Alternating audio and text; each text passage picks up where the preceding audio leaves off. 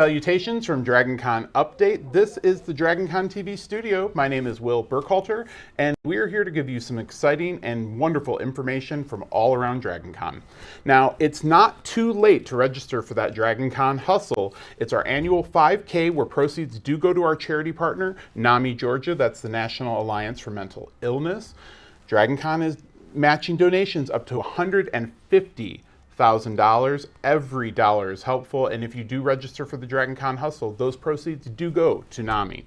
And of course, you get that awesome medal, and it spins. I'm just saying, it's really, really, really cool. I hope you get a chance to check it out.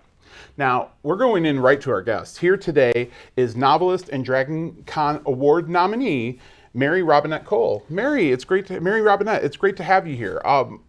Can you tell me a little bit about your novel well, first, I want to comment on your outfit. You should really write about astronauts. I think it's a really important, wonderful thing. You know, I thought about that at some point, that I might do an astronaut book, but you know, I don't know. There's just so little time. There's so little time. But I do see that you have a Martian book, so I'd love to hear more about that. Tell me about your book and your Dragon Award nomination. I was so excited about this. So this is an alternate history, which is the category that I'm up in.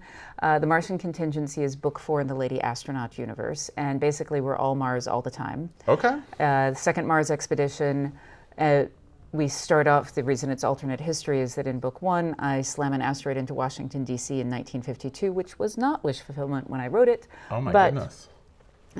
We have progressed now to 1970, and the second Mars expedition is on the planet, and something clearly went wrong on the first expedition that no one reported. So tell me, your original book, The Lady Astronaut, which this series spawned from, is an Audible book that you released as a short story. When you wrote that, did you know it was going to become a set of longer novels? Had you planned that? Not at all. I would have made a lot of different choices, like planning a timeline. Okay. Because The Lady Astronaut of Mars takes place 60 years after these books. Oh, wow. Or 40 years after these books. And so there are times when I'm working on one of these and I have a piece of canon that happens in The Lady Astronaut of Mars. And I'm like, well, my main character is really good at math, but she's just bad at dates. That's what we're just going to have to go with. And that's great. And I'm sure you have wonderful editors and copy editors who are all over that for you. Yeah.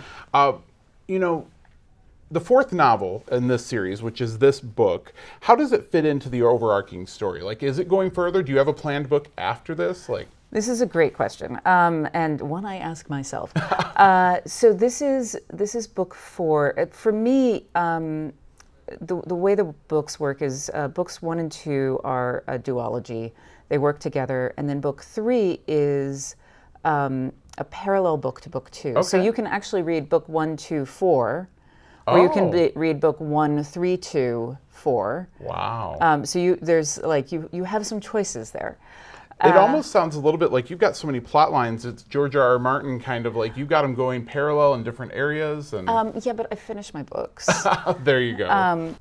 These can all stand alone. I do a self-contained arc within each story. There's a longer character arc that's going on. That's great. It's almost like a TV series. Each book is like a season. Yeah, exactly. That's awesome. Exactly. Now, you might not have realized it, but the entire Lady Astronaut series is actually thanks to DragonConTV.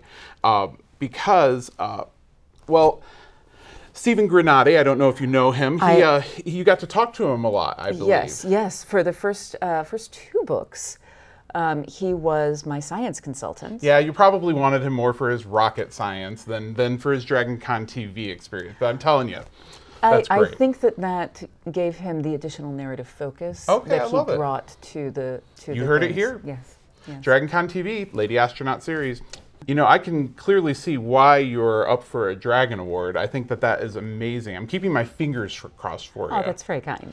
Mary Robinette, thank you so much for joining us. I really can't wait to read your book. I read the preview on Apple Books just yesterday, and I'm like, I have to read this whole series. I'm going to start with Audible because I've got a credit ready to go. So thank you so much. It's been wonderful. Thank you. Now, the winners for the Dragon Awards will be released Monday morning and posted on awards.dragoncon.org. That's all we have for today. Thank you for watching. We'll see you soon.